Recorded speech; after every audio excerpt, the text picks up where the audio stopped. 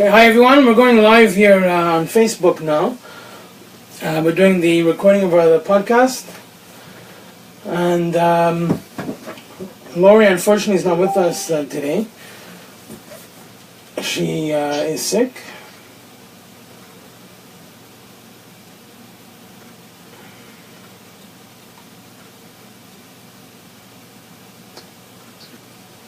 We're going to be starting in just a moment. So today we have Scott Davis and Mary Eve from Shrinking. Wishful Shrinking it's called, right Scott? Yeah, our Wishful Shrinking. Our Wishful Shrinking, yeah. Okay, we're just going to have a moment of silence while we start the recording of the podcast.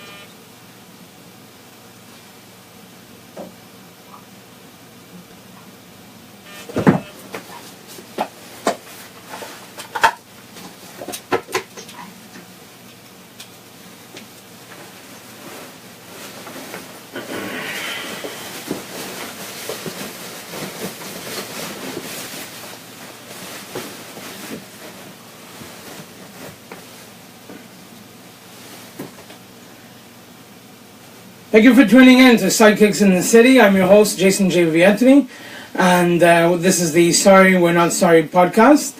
Today I'm solo because my lovely co-host, Lori Salva Paduano, is sick. She has a very bad cold, so it's just me this evening.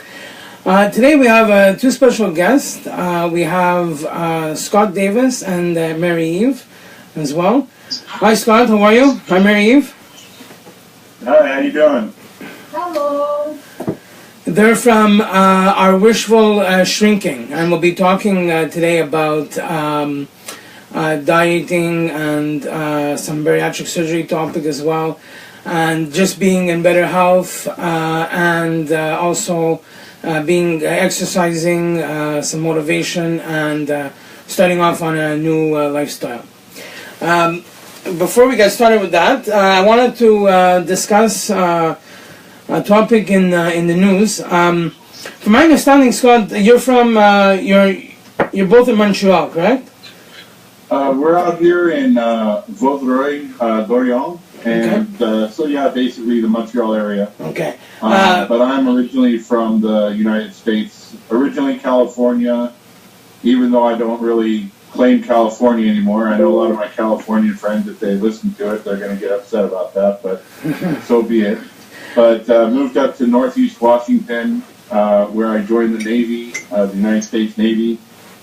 And then after that, I went down to Texas, where I started to get into a deep state of depression, started packing on the weight, and was playing a lot of online video games, where I met my future wife that is on our Wishful Shrinking with us, and my one of the people that's here with you tonight. Great. Hi, Mary Eve. How are you? I'm doing fantastic. How about you? Good, thank you. Good. Well, thank you very much for joining us. It's nice. It's great to have both of you on with us. I wanted to, and the reason why I was asking where you're from, because I'd known that you came from the States originally, and that's because I wanted to mention a topic this evening of the unfortunate shootings in the U.S. Today. There was one in San Francisco and then another one in Virginia. First of all, it's really too bad. Well, of course, it's horrible when things like this happen. but I wanted your opinion on it. As an American, how do you feel, and what does it do for you when you're here, not back at home? Something like this happening, and just your opinion on it overall. Do you, in terms of gun rights and gun laws, should they be tougher, and how do you feel on that? I am. A lot of people would classify me as a Republican. Number one, I am a registered Republican. Okay. However, in the last election, I honestly didn't believe that either one of the candidates were the right choice for the United States, but that's what we were left with, so that's what we got. Okay. As far as the gun rights, I am very much pro Second Amendment, and I know that that's not a very popular stance, especially here in Quebec, but it is what it is. That's how I feel. I guess, as you guys say, sorry, not sorry. Yes, exactly. So, but as far as stuff like this, I do think that there does need to be some gun reform in a way that it doesn't obstruct the rights of the people to keep and bear arms. But we don't need people with mental deficiencies out there having their hands on weapons.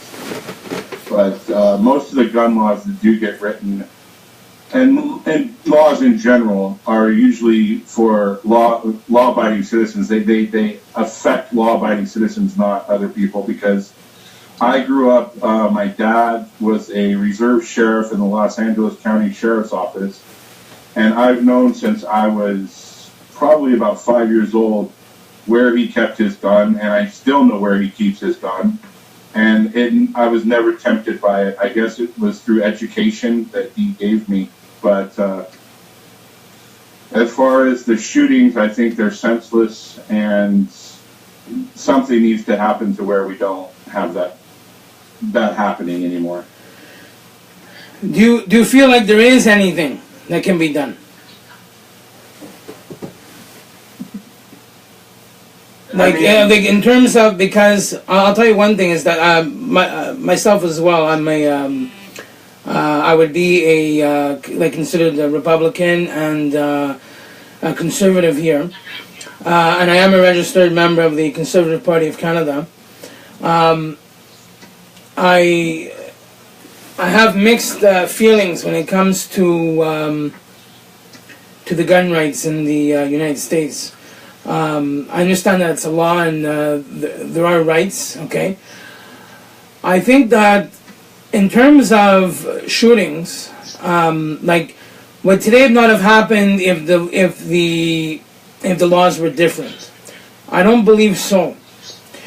I believe... well, obviously they would be different, Jason, because there wouldn't have been a shooting today. If they took all the guns away, like they have in several other countries, there wouldn't be any shooting, right? Well, there would be a minimal amount, because, there are countries that don't have them, but they still, like England, their people don't have guns, but every now and then again, there is still a shooting. However, look at what's happened in the past with Manchester, Paris, and all these other places. They'll just use another means. They'll use either knives or vans they're using now, or bombs or whatever. They'll find a way. Okay. You see, the way I was thinking is that when someone wants a weapon, they would get it either way to commit a crime. That's the way I was looking at it. I was thinking more it would affect, taking away the guns would affect the acts in which are accidental at home, or kids playing with guns and so forth. I think that would help more of those situations. Not so much someone who wants to go on a mass shooting rampage. But perhaps you're right. The habits would be different, in which the guns wouldn't be so accessible. Do you think people should have the rights to bear arms? Do I? Absolutely. Yeah. Okay, and would it be for the reason of protecting your home and your family? Yes. And let's say your business? Obviously, there are people that enjoy hunting as well, but that's not the topic we're talking about now. But yes, as far as the keep and bear arms, have a ready militia, all that, I do believe that people should have the right to bear arms. But there needs to be some reform in that, like I said, having people that are mentally unstable getting, a hold of those guns. Also, I saw in the chat here, Lori is joining us, and she asked if I would ever go back to live in the States. Yeah, I noticed that, yeah. And yeah, I don't have a problem going back and living in the States. Okay. Marie is very happy to go back too. I think she wants to go there, to be honest. But right now we're looking at getting permanent resident status here and see where that goes from there. But if we find better opportunities and better things in the state, yeah, sure, we would go back. Marie, how do you feel in terms of such an incident occurring, in terms of the gun laws? There's really two parts to that question. It's kind of a worm, to be honest. Okay. Yes, the shooting, it is. I can't really find the correct word to describe it. It sucks. And things like that shouldn't happen. Would removing all of the guns change that? To a certain degree, but not as much as gun violence would not disappear all of a sudden because people are no longer have access to guns. That wouldn't change anything. A criminal will find a way to get a gun, no matter what, no matter laws. Because guess what? They're criminals because they don't obey the law. So having a law restraining their access to a weapon is not going to change the fact that they're going to get their hands on them.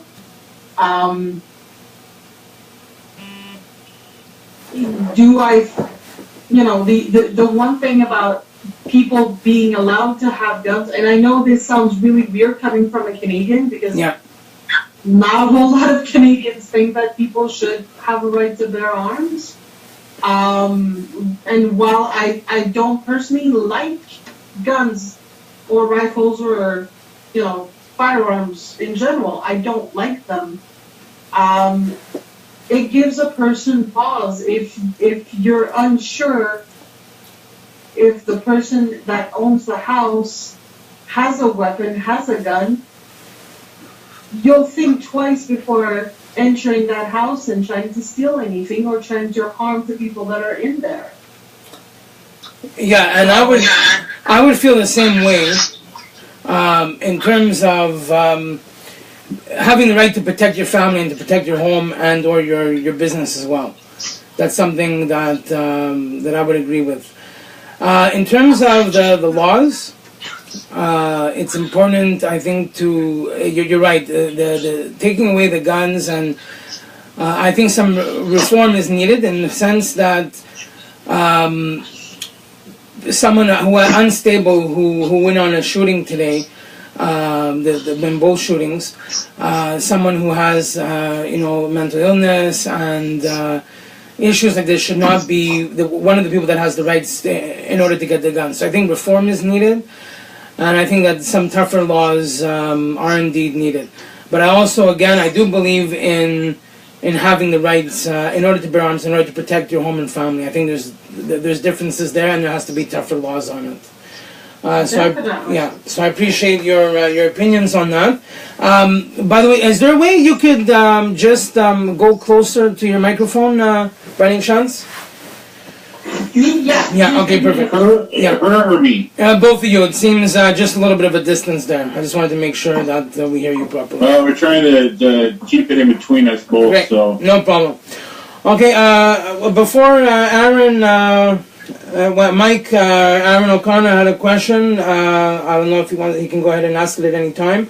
I just want to give a shout out to Rita Marie, who's our poet, and our filter lady, who's not here with us this evening.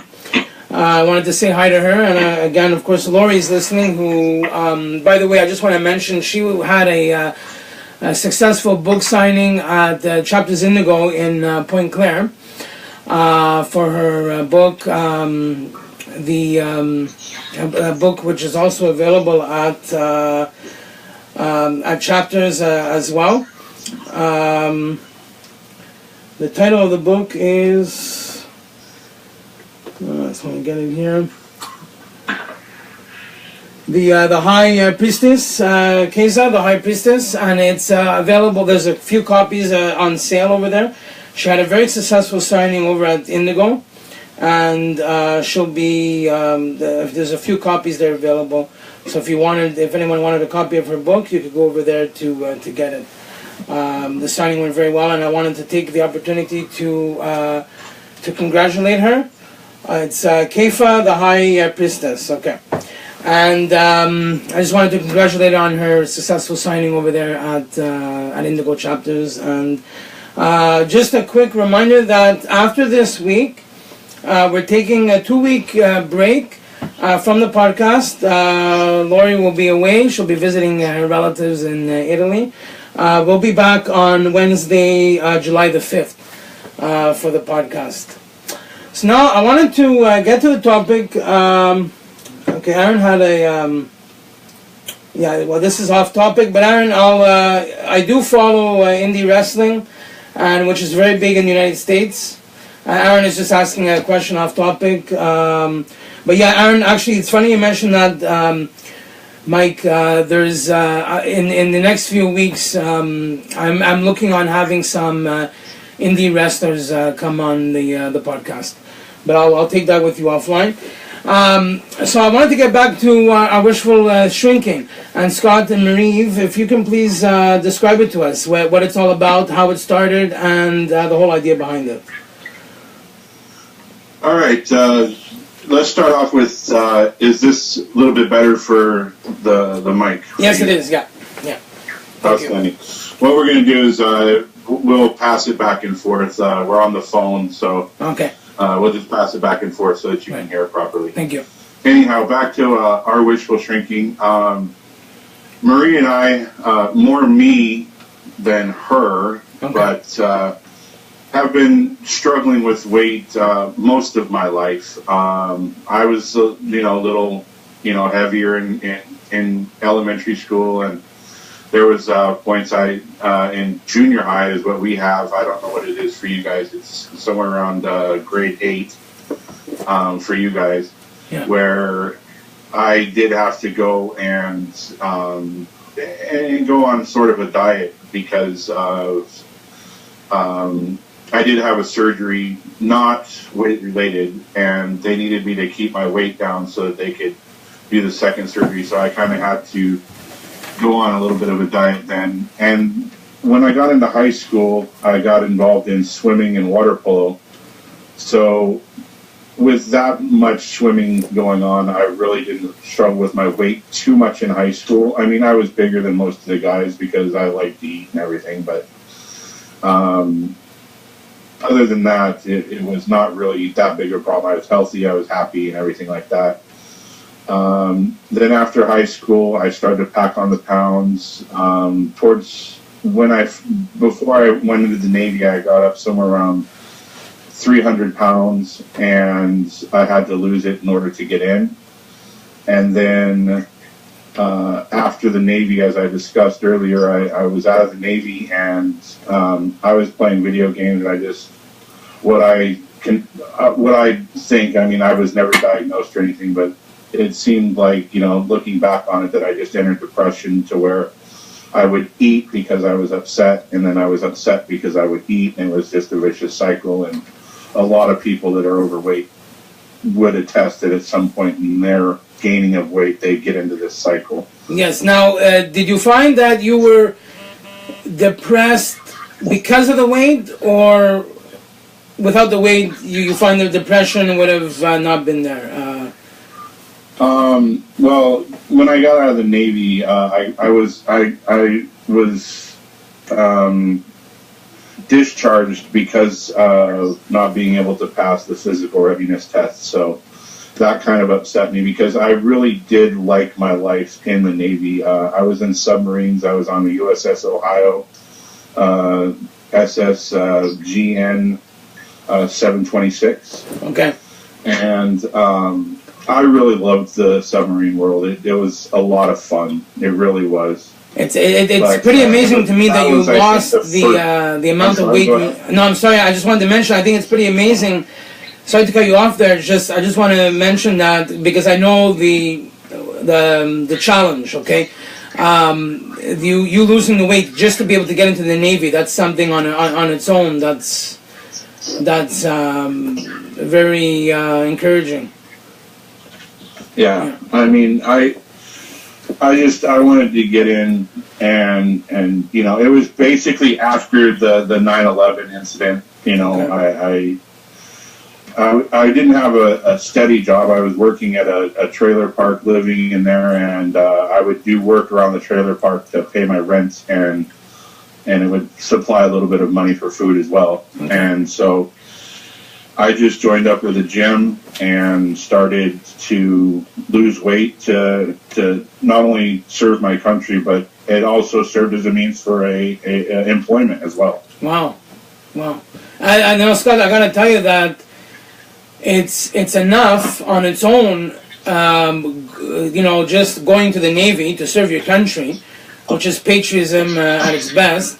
And that's remarkable what you did for your country. But then, as someone who suffers from being overweight and who has lost weight, I know how it feels. So I can only imagine. It's even more remarkable for me that you're someone who not only served the country, but in order to go and make that sacrifice, you lost weight before going in. That's something on its own. That's unbelievable.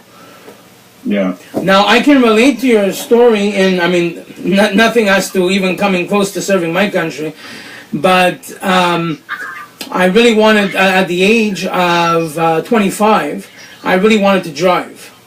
And there was no way at that current weight I would have gotten my license, or been able to take the test, be able to really fit behind the wheel because of my height, because I am shorter. Because of my height, I would not be able to put the seatbelt on and be able to reach the pedals and be at a good distance behind the wheel. So really, if I wanted to get my license, I had to lose weight. So I lost about 100 pounds just in order to get my license. But the only problem was my only goal was losing weight. My only goal for losing weight was to drive. So once I got my license, then I went back on a path of eating. I didn't have enough of a goal up ahead. I wasn't looking at the entire picture. It took another 10 years later for me to figure that out. Rita here is commenting, she just wants to commend you for serving your country, and there are many people who have depression like yourself, and she understands the submarine world. She just says that you must really love the new you and everything, and for your bravery and everything that you put forward for your country. Well, thank you, Rita. Yeah. And also, Jason, as far as your reason for wanting to lose weight, we all have reasons, right? Yeah. But I think at the end of the day, it needs to be for health reasons, be happy, right? Not just, just for doing it to get into the Navy or doing it to drive a car. Those are, commendable goals no matter what, Yes. Yes. But we also need to realize it has to be for your health first and foremost, so that, we can spend this time with the people that we love. I want to, I'm 40 years old now, and my wife is 36, and, we do want to have kids someday, and how am I going to go out and play with my kids, being at the weight that I am now?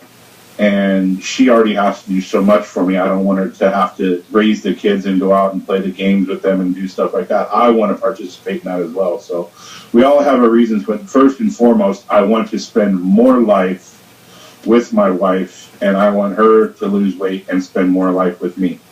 Okay. Which is why we started our Wishful shrinking up just maybe a month ago now. So it's still growing, but it's a start, and we would like people to join us on this journey. I mean, you don't look, from what I see, you don't look, overweight, but if you want to lose weight, you join us on the journey too. I mean, I don't care if you have to lose, close to 200-300 pounds like I do. My wife maybe 100 pounds.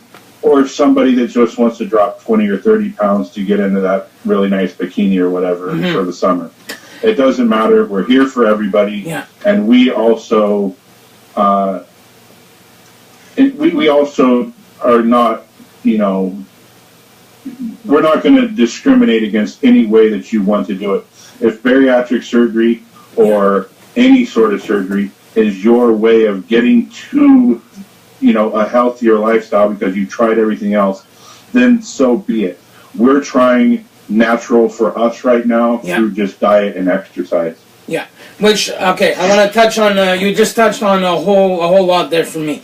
Okay, so first I want to extend on what you were explaining. By the way, Scott, are you aware that I lost 250 pounds?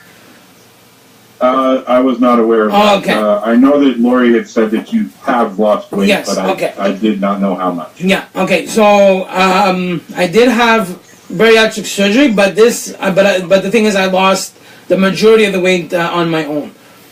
I lost close to 200 on my own and 50 pounds after the surgery. I'll get back to the surgery in a moment. I want to discuss what you mentioned before about the reasons for losing weight and the goal. Okay, and you touched on something very, very important. The way you explained how you and your wife, while you're losing weight for each other, this is the healthy way for losing weight for another person, because it's not only for the other person, but it's to be with the other person, meaning you want your life to be longer in order to live your life with the other person. And the reason why I mention this is because, like I said, I went through a phase where my only single goal was to drive. So I lost 100 pounds 10 years ago just to drive. I did not look at the whole picture. When I was 500 pounds, okay, I had nurses and doctors telling me, what are your goals? What's your goal weight?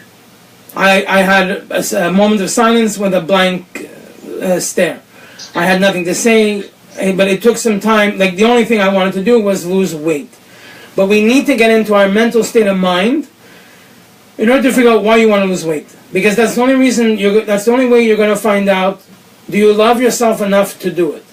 Okay, and by the way, this is the reason why Lori came up with such an amazing title for my upcoming autobiography, For the Love of Me, because that's what it comes down to. Basically, everything I told her, she summarized it as, you know, being for the love of me. And that's a very important title because it's the reason why we have to do it. So, meaning, that's why I want to touch on what Scott was saying, the reason for him and Mary Eve, the reason why they lost the weight. It wasn't only for the other person, it was so that they can continue their lives together. So, meaning, if you want to lose weight because of another person, it cannot be because they're telling you to or bugging you to. It has to be not only for the other person, but it has to come from within. That you want to be a certain weight and you want to be a certain health in order to live longer with that person, not for that person. So that's something that's very important. And you brought up a very excellent point. There also has to be, Scott mentioned mental health before, and that's a very, very important thing, is the mental health and our mental state. And it goes the whole way, you know, the on and off of depression and so forth. It's just a continuous roller coaster. The last thing I want to mention is the bariatric surgery. I have mixed feelings about it, even though I've had it done myself. It needs to be explained as a tool and used only as a tool. I believe here in Canada we have a lack of help before the surgery and after the surgery. In the sense of before the surgery, I think here there tends to be a lot of, okay, this person needs a surgery, put them on a list, and let's give it to them. It needs to be taught more as a tool. Because the reason why I say that is because there's a lot of up ahead after the surgery that people are not aware of, that I'm going through right now, that you need to prepare yourself for. Now, I was at a very different mental state, a very positive one, and I took this whole weight loss to a different level before my surgery. I'll give you a quick example. I knew 3 months before that I was going to have my surgery. Eventually I'll have it, even without a surgery date, okay? I knew that coming up ahead, there would be a time in my life where, after the surgery, I would only be eating 1 cup of food, okay, after each meal. So I started eating 1 cup a long time ago before the surgery, not including vegetables and fruits. That I just dealt with the mental state of eating 1 cup of, let's say, a meal, okay? So take this with many other aspects of the surgery, and this is why it needs to be brought on as a tool. And you bring up a very good point when you mention the surgery not being the only way to lose weight, as there are other ways as possible. So I really, really believe in us doing it as much as possible on our own. So you brought up some really good points there, Scott. Lori had a question for Marie. Yeah.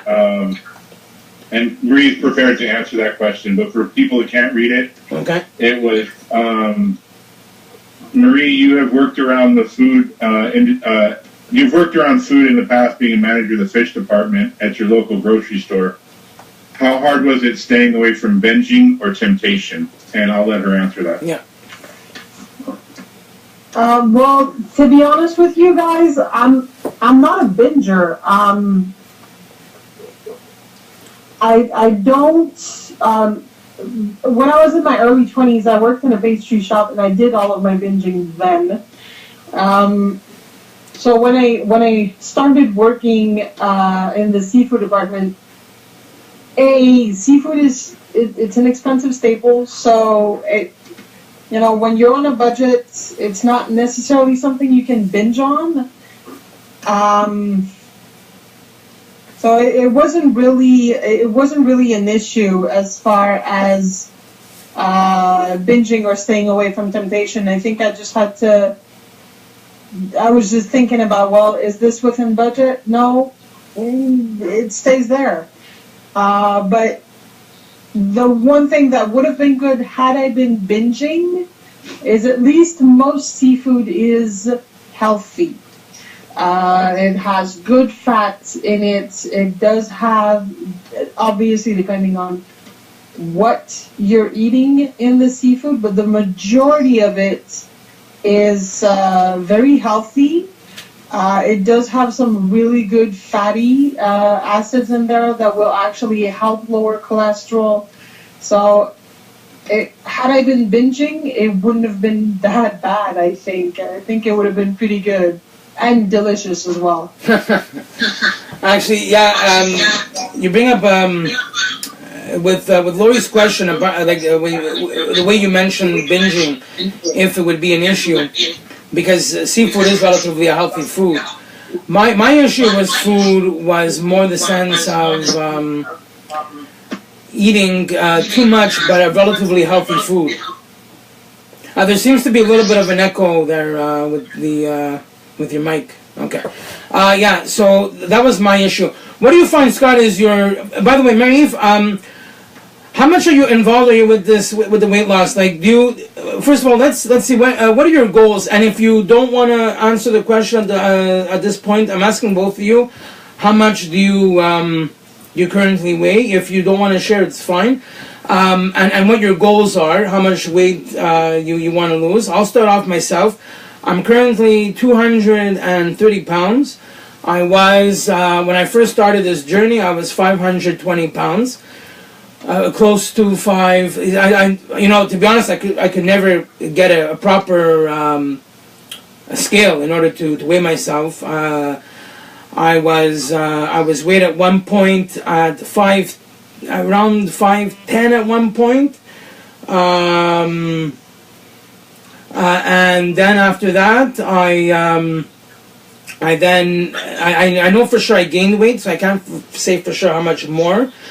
I could have gone as high as 520. Then what I did is on my own, I lost 200 pounds, but just by controlling my portions and exercising. I did that I lost it within a year and a half. Then I had the surgery just last December of 2016. I had the bariatric surgery, and I lost about another 50 pounds since the surgery.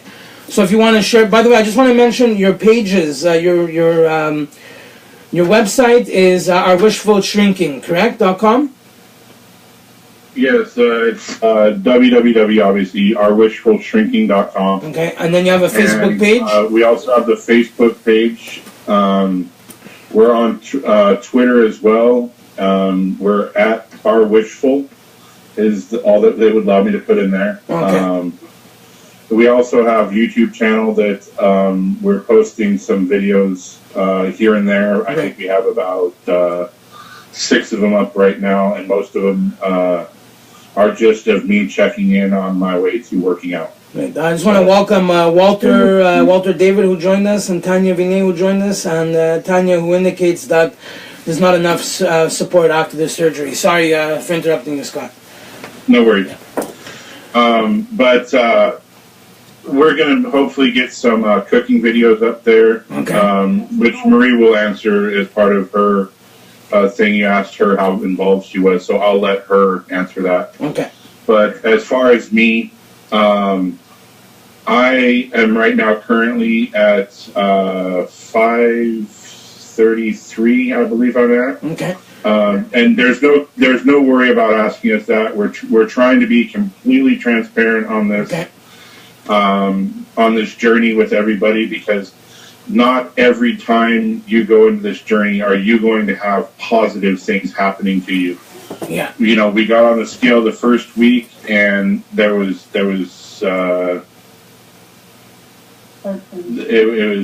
higher, the highest I've ever been. Okay. Which was 537, I think it was, 36, and then the next week I came down to 533, and then this week I maintained, but at the same time my clothes are fitting better. I know that, you know, how can they fit any better, because I have, you know, circus tents that I'm wearing around. But no, but I feel the difference in that. But so we're just trying to be completely transparent. We post up every meal that we've had. We don't post the whole meal.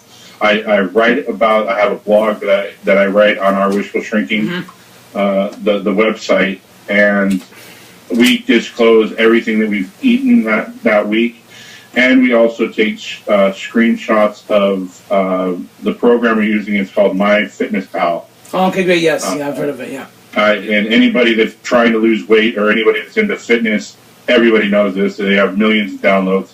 Yeah. It's great because there is actual science, which was verified to me this past week when I went to my doctor. He looked it up, and at my weight and height and everything, I'm burning about 4,000 calories a day just living. Wow. That's no exercise, no nothing. So when the thing tells me that I can have 3,100 calories and lose 2 pounds a week, it's rooted in science there. It's not just, you know, somebody that's put this together that says, oh, this is what you should have. It's actually a good program. So Rita mentioned that you're helping a lot of people by, by people who are listening, going through the same journey. And Lori would like to know, tell us about your favorite recipe. And she was also mentioning that this is never easy. What you're doing. I'm going to pass it over to Marie. She can let you know about her level of involvement. Please do. Really, to be honest, she's the recipe lady. I find some of them, but she finds a lot of them. Okay. And just to answer Lori's question, and Marie will answer her favorite recipe. But my favorite recipe is Marie's bread. It's I call it polar bread. Okay. It's 67 calories for 2 slices of bread. It's 4 slices. I'm sorry. No, it's no. Anyways, it's very it's 2 slices. It's 2 slices for 67 calories. I'm 100% sure of this one, because 2 slices is cheaper calorie wise than one slice of regular bread. So, but right now, like I said, I'll pass over to Marie, and she's the recipe queen. So Marie, I wanted to start off with your journey so far and your goals, and anything you want to explain in terms of that before going to your recipe.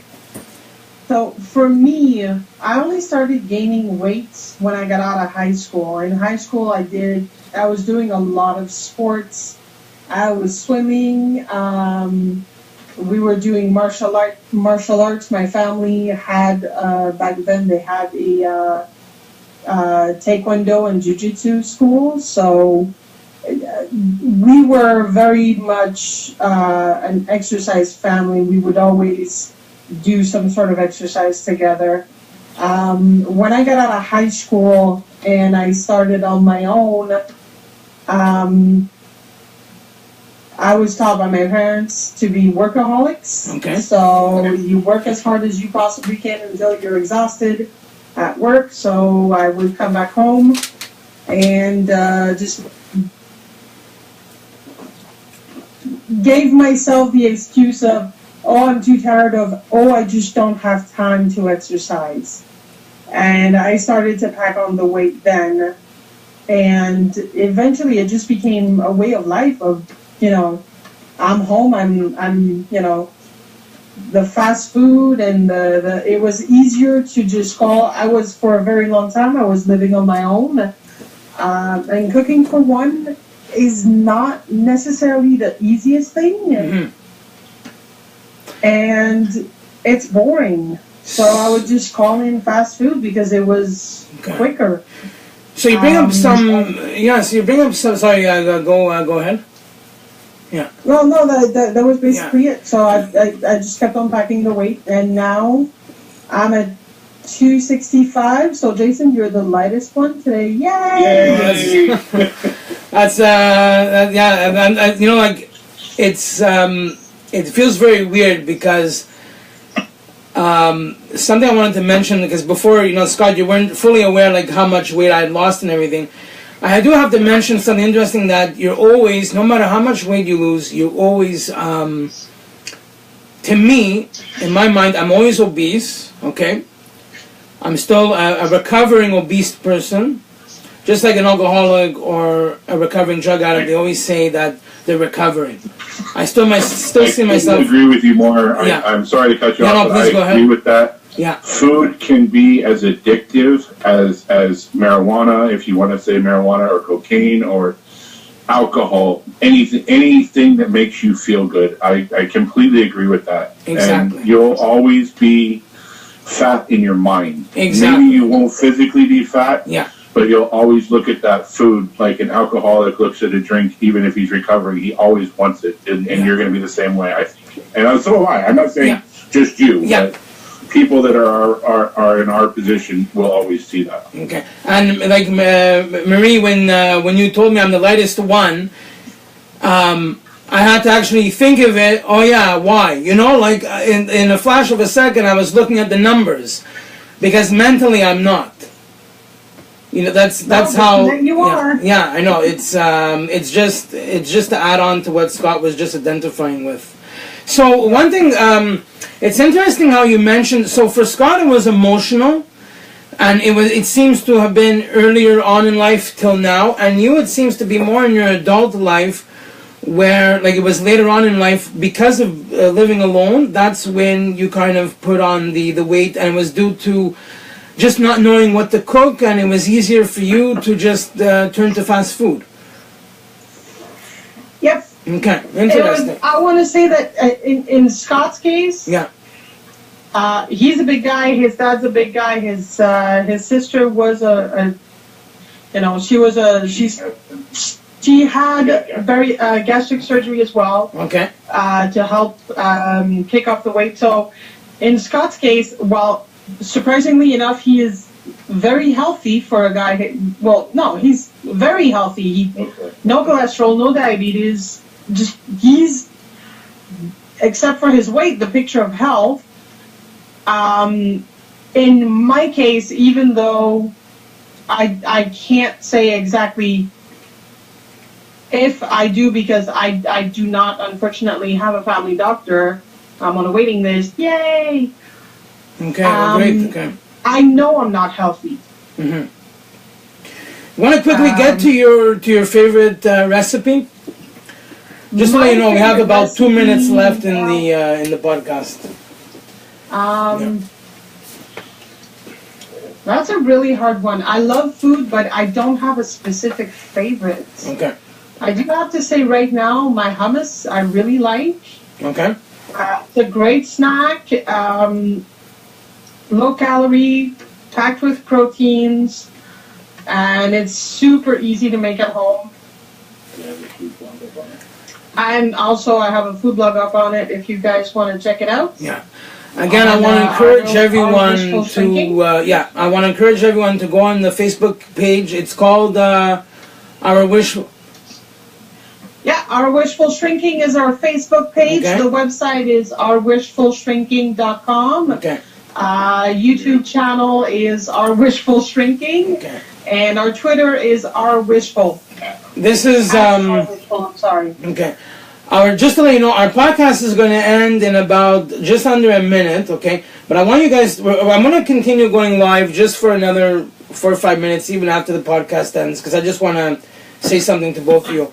First, I just want to thank everyone for joining us, and I want to thank Scott and Marie for coming back on, for coming on. We definitely want to have you guys back on, and because we want to follow this journey. We want to know how you're doing, and we wish you the best of luck. And we're here to support you and to help you in any way. So thank you very much for joining us. A reminder, we're going to be taking a 2-week break, and we'll be back on July the 5th. Thank you very much. Have a good night.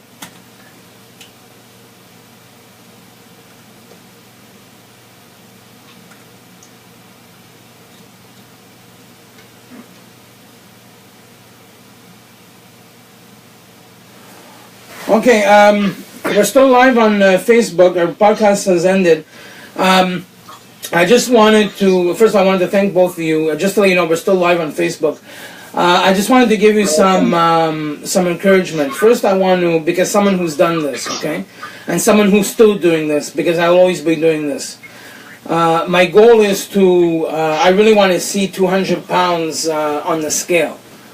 And something that's my personal goal. This was my goal at 500 something pounds when I started, and I just want to mention that it was a huge struggle for me mentally in order to get started with the weight loss. There was a lot of mental blocks and a lot of there was a hard time for me to get moving, and what did it for me was my health issues. I discovered that I wanted to live, I wanted to be there for my family, because I wanted to continue living with them. And had I not done nothing about it at the time, then it would have been really bad, and I could have, it could have ended my life had I not made the proper changes. So I just want to congratulate both of you for starting this, and also I think it takes a lot of guts to make it so public. And to come out there with your story, and just to share how your progress is going. And when you hit any bumps along the road of just maintaining, or even with a weight gain here and there, you just have to keep pushing yourself and keep thinking as to the reasons why you're doing this. You mentioned something before, Scott, about feeling better in your clothing. This is the reason why you start doing this. You start doing it because it's not about the scale and the number. It's about how you feel. Because the end result, to me, it doesn't matter what number you're at. The end result is how you feel in your head and how you feel physically. And what your health is at. And we need to remember this. Because I hit many instances during my journey of a little bit of weight gain, another week weight loss, and then maintenance. But this time around, I stuck to how I felt all the time.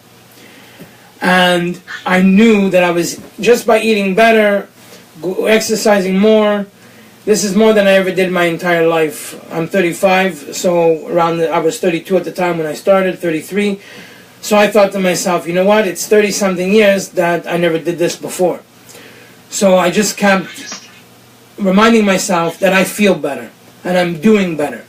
It's better that I ate like this, gained 1 pound, instead of gaining 10 pounds the way I did in my past. If I continue this trend of doing better, then I will not be the way I was in the past. Exactly. And the same thing, yeah. Something that when you say that, you know, you go on with how you feel and everything, and it's better that 1 pound gain than the 10-pound gain you would have in the past. In the not too recent or not too distant past, I think it was last Saturday actually, our cat decided he was going to have some medical issues. He had level 1 renal problems and blah, blah, blah. Anyways, that day we were supposed to go out shopping and get all of our groceries for the week. But we were unable to because we spent all the time at the doctor, and as you know, in Quebec, everything really closes up around 5 o'clock, where a lot of our specials were that we were going to get our food for the week. So, so we had decided, we had thrown out the idea, let's just go grab some McDo really quick, and we decided against it. And we had some Italian sausages in the freezer that we just thawed out really quickly. We don't usually like to thaw in the microwave because it just, I don't know. But anyways, so we had that instead of McDo.